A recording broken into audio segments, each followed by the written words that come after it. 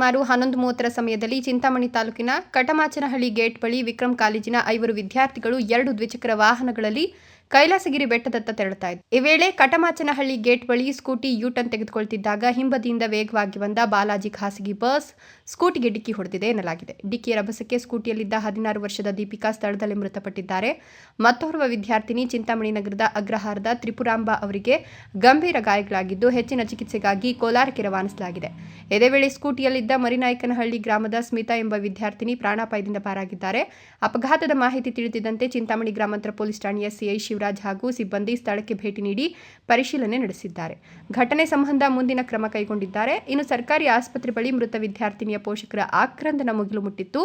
ಮಗಳ ಸಾವಿನ ಸುದ್ದಿ ಕೇಳಿ ಕುಟುಂಬಸ್ಥರು ಕಣ್ಣೀರಿಡುತ್ತಿದ್ದ ದೃಶ್ಯ ಮನಕಲಕುವಂತಿದೆ. ಬಿ. ದೇವಪ್ಪ, ಈ ನ್ಯೂಸ್ ಟಿವಿ, ಚಿಂತಾಮಣಿ.